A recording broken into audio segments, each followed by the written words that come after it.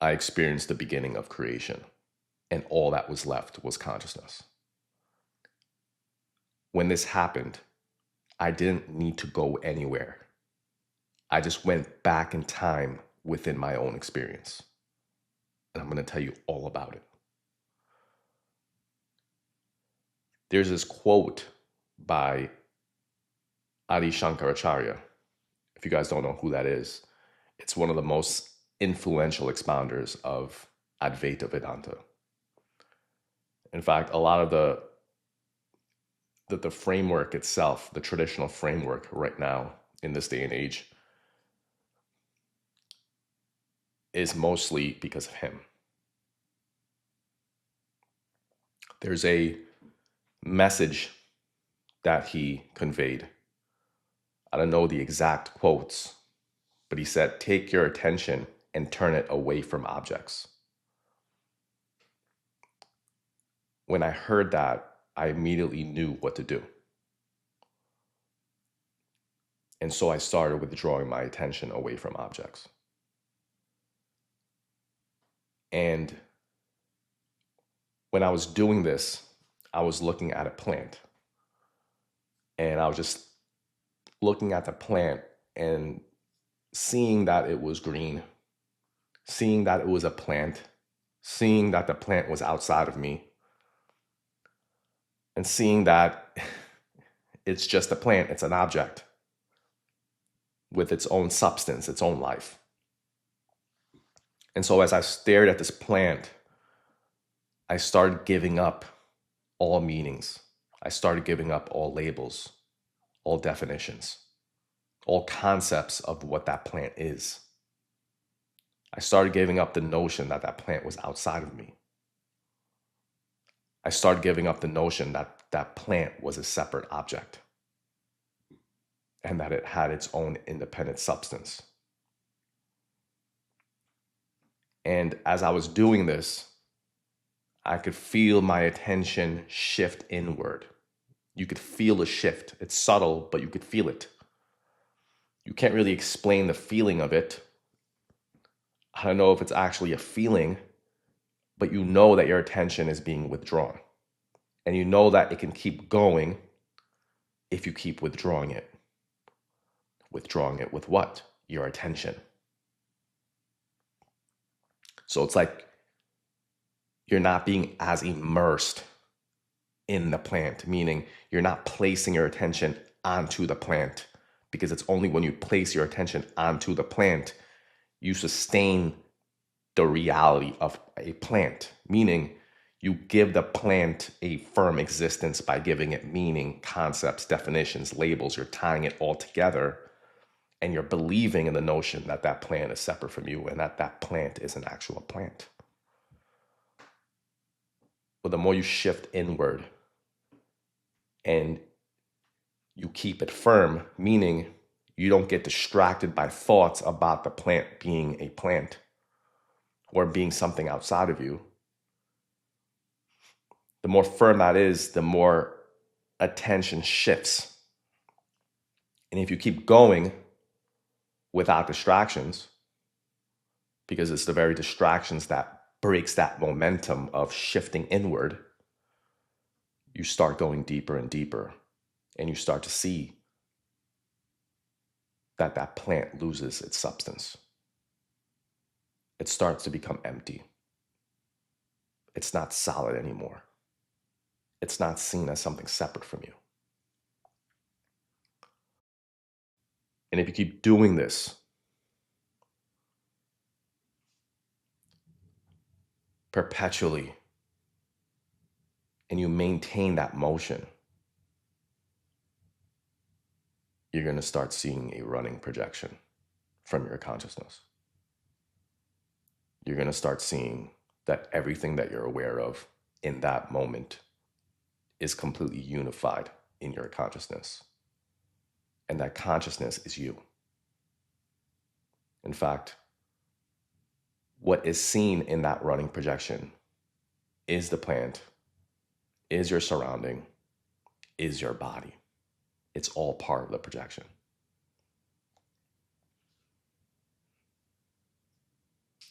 And so you can see why when you expose this consciousness, which reveals itself when you turn your attention inward, which is what Adi Shankaracharya said, withdrawing your attention away from objects, or like Ramana Maharishi used to say, sucking the life out of those objects, which is essentially surrendering all notions that those objects are objects. Then you'll literally start to see reality change. Your perception will change. All of what you were seeing or being aware of in your awareness is no longer perceived as tangible things. It's no longer perceived as things of substance. It starts to become empty. It starts to become lifeless. And what I mean by lifeless is the objects themselves are lifeless. The body itself is lifeless. Anything that you're aware of in that projection of awareness is lifeless, because it is known when the experience begins to deepen and shine forth as awareness or consciousness, you start to see that it was just consciousness the entire time. What you were perceiving as something outside of you was not something that was outside of you. It was just your consciousness. You were staring into your own consciousness. Right now, you are staring into your own consciousness. Right now, you are not seeing someone who's separate from you. You're seeing a projection of your consciousness. And so when you see that projection run, when you see that you're the consciousness that's projecting what is being conscious of, you're seeing creation. If you're fully abided in that consciousness, in its complete purity, which is thoughtless, empty, formless consciousness, you see everything as yourself, because there is just that formless, empty, thoughtless consciousness. And when you see that projection run on its own, by itself, without your control, you know that that is the beginning of creation.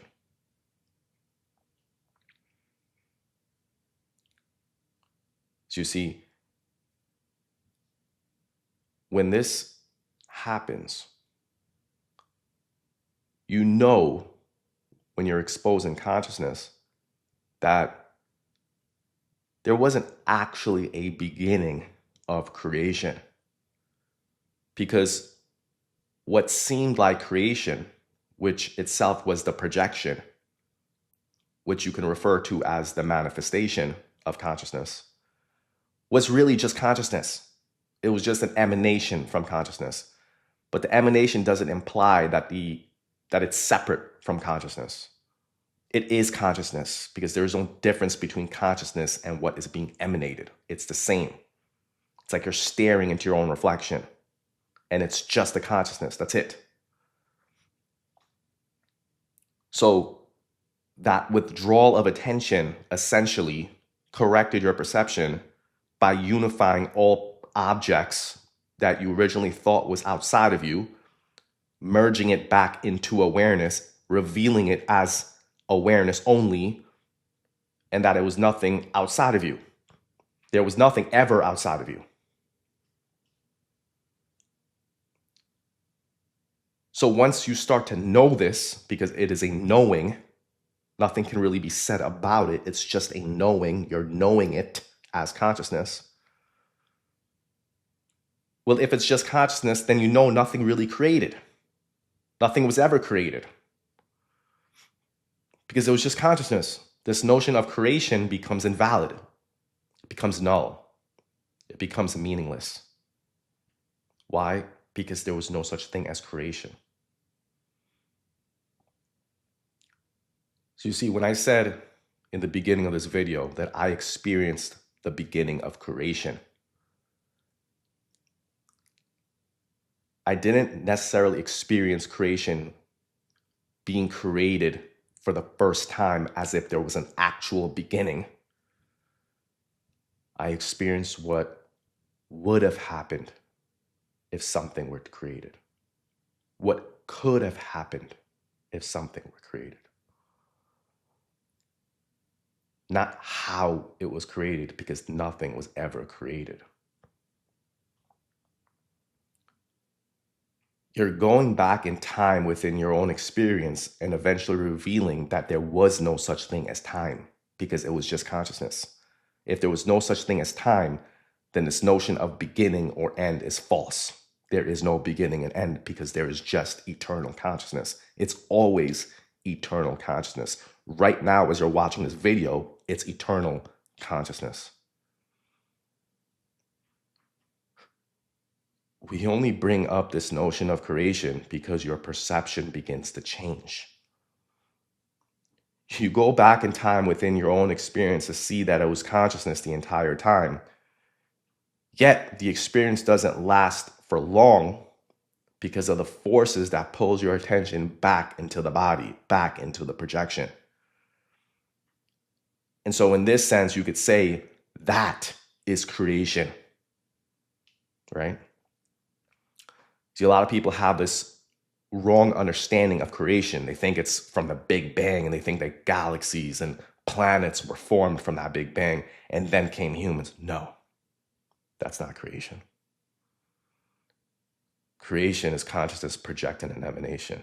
And as soon as consciousness desires to know what's in that emanation, it ventures inside using its own conscious attention. And boom, there is the individual. There is the identity. This is actually explained by Krishna in the Bhagavad Gita, chapter 14, verse 3. I'm going to read that verse right now, actually. Right? In this verse, he says, and there's many different translations, but it essentially means the same. The total material substance called Brahman is the source of birth, and it is that Brahman that I impregnate, making it possible the births of all living beings, O son of Bharata. What does Krishna mean by this? He's saying that the womb of creation is Prakriti. Prakriti is an intelligence. Prakriti itself is the projection. It's the emanation from consciousness. As soon as Krishna enters the projection, which is the womb, the yoni, from there all living beings are created.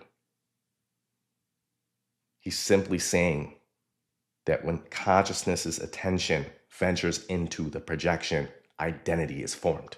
That is the individual. That is the jiva.